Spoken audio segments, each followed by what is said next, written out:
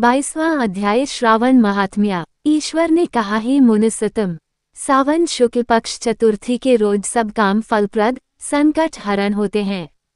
हे देव, किस विधि से व्रत तथा पूजा कर कब उद्यापन करें, ये सब मुझे सविस्तार कहें। ईश्वर ने कहा, चतुर्थी के रोज सुबह उठकर दंत धावन आदि क्रिया को समाप्त कर पुण्यदाता शुभ संकटहरण नाम का व्रत स्वीकार करें। हे देवेश, आज मैं चंद्रोदय तक निहार रहूंगा, आपकी पूजा कर भोजन करूंगा, मेरे संकट को आप हटावें। वैधात्र, इस प्रकार संकल्प कर काले तिलों से नहा के तथा सब आनिक कार्य कर गणाधिप की पूजा करें। बुद्धिमान 3 मासा 1.5 मासा या अपनी शक्ति अनुसार सोने की प्रतिमा बनवावें। सोने के अभाव में चांदी या तांबे की मूर्ति बनावें। एकदम दरिद्र हो तो रमणीय मृतिका की प्रतिमा पहले रमणीय अष्टदल कमल के ऊपर कपड़े के सहित घट का स्थापन करे। जल से भरकर उस पर पूर्ण पात्र तथा प्रतिमा रखकर 16 सोमवार उपचार द्वारा वैदिक या तांत्रिक मंत्रों से पूजा करें। हे विप्र, तिलयुक्त श्रेष्ठ 10 लड्डू बनावे, उनमें से 5 गणाधिप के लिए दें। भक्ति के द्वारा उस ब्राह्मण की पूजा करें। यथाशक्ति दक्षिणा देकर प्रार्थना करें। हे विप्र श्रेष्ठ, हे देव, आपको नमस्कार है। आपके निर्मित इन 5 लड्डुओं को हे श्रेष्ठ आप ग्रहण करें। आपत्ति से मेरा उद्धार करो। जो कुछ मैंने द्रव्यहीन कम या अधिक किया, हे विप्रोरूप गणेश्वर, वह सब परिपूर्ण हो। चंद्रमा को अर्घ्य दें। इस तरह विधि से व्रत करें तो गणाधिप प्रसन्न हो जाते हैं तथा अभिलाषित पदार्थों को देते हैं। सती की तपस्या से संतुष्ट देवताओं का कैलाश में जाकर भगवान शिव का स्तवन करना। ब्रह्मा जी कहते हैं, नारद, एक दिन मैंने तुम्हारे साथ जाकर पिता के साथ खड़ी हुई सती को देखा। वह तीनों लोकों की सारभूता सुंदरी थी। उसके पिता ने मुझे नमस्कार करके तुम्हारा भी सत्कार किया। ये देख लोक लीला का अनुसरण करने वाली सती ने भक्ति और प्रसन्नता के साथ मुझको और तुमको भी प्रणाम किया। नारद, तदनंतर सती की ओर देखते हुए हम और तुम दक्ष के दिए हुए शुभ आसन पर बैठ गए। तत्पश्चात मैंने उस विनयशीला बालिका से कहा, सती, जो केवल तुम्हें ही चाहते हैं और तुम्हारे मन में भी एकमात्र जिनकी ही कामना है, उन्हें सर्वज्ञ जगदीश्वर महादेव जी को तुम पति रूप में प्राप्त करो।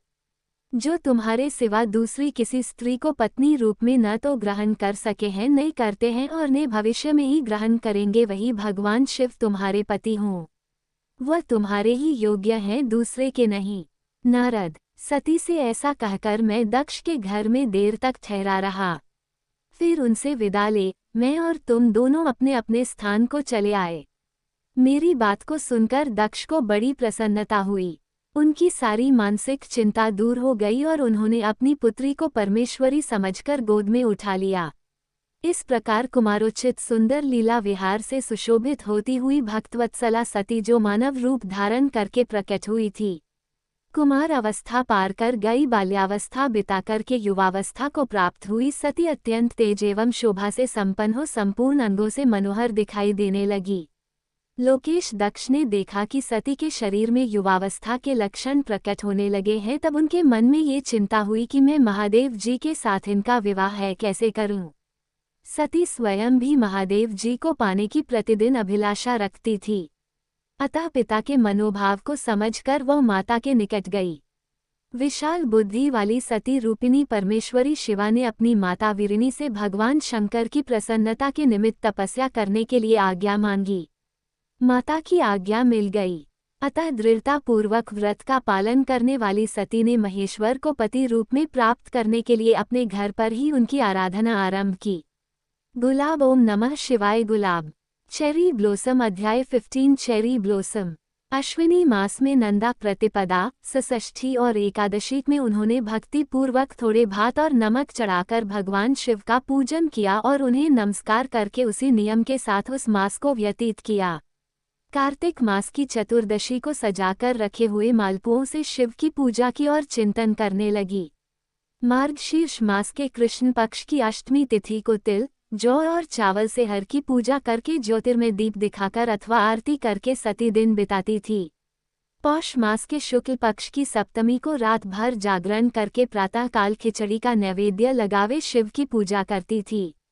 माघ मास की पूर्णिमा को रात भर जागकर सुबह नदी में नहाकर गीले वस्त्रों से ही भगवान शिव की पूजा करती थी।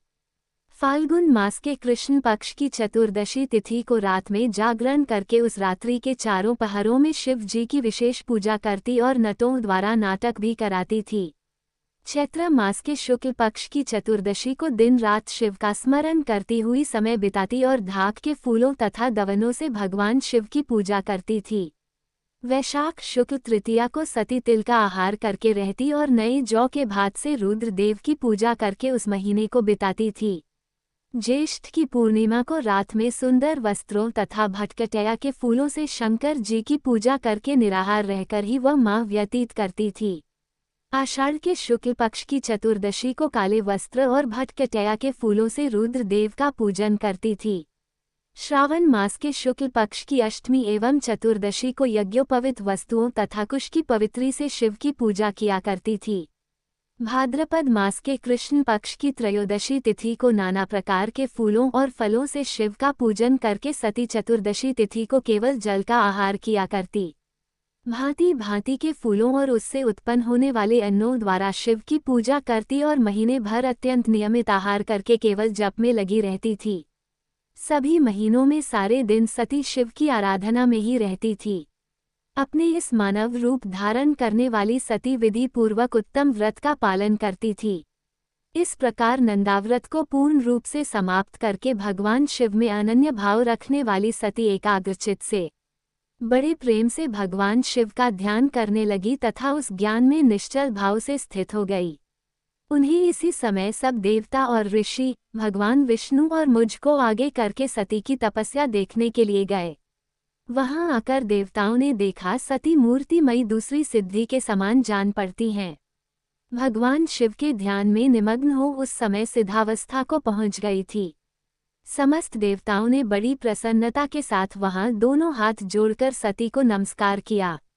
उन्होंने भी मस्तक झुकाए तथा श्री हरि आदि के मन में प्रीति आई। श्री विष्णु आदि सब देवता और मुनि आश्चर्यचकित हो सती देवी की तपस्या की भूरी भूरी प्रशंसा करने लगे।